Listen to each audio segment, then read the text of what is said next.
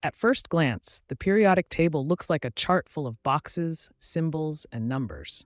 But in reality, it is one of the most powerful predictive tools ever created.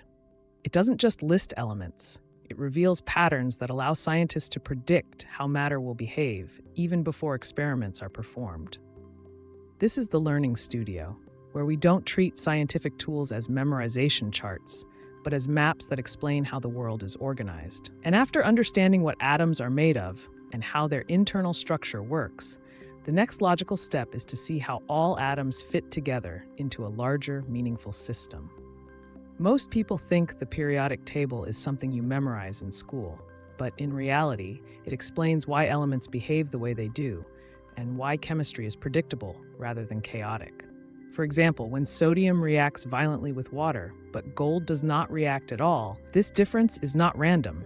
It is written directly into their position on the periodic table. At the atomic level, the logic is straightforward.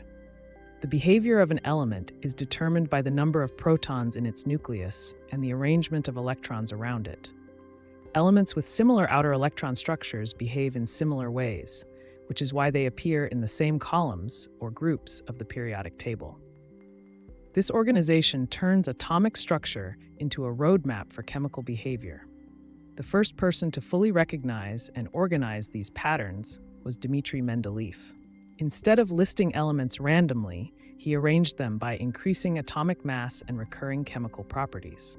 What made his work revolutionary was that he trusted the patterns so much that he left gaps for elements that had not yet been discovered, and correctly predicted their properties years in advance. When those elements were eventually found, the periodic table proved itself as a predictive scientific model, not just a classification chart.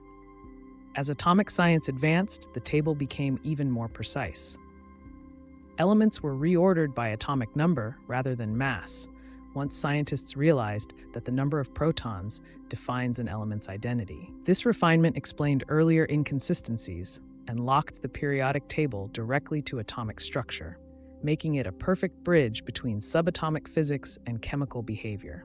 Once understood this way, the periodic table becomes a map of matter itself. It tells chemists which elements are reactive, which are stable, which form metals, which form gases, and how elements will combine long before any reaction takes place.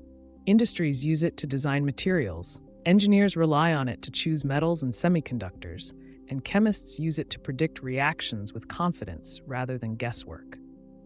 And once we see the periodic table as a predictive map rather than a static chart, the next question naturally follows. If atomic structure and periodic patterns determine behavior, then how exactly do atoms use their electrons to connect with one another? That question takes us directly into the next episode, where we explore why atoms form chemical bonds, the mechanism that turns periodic patterns into molecules, materials, and life.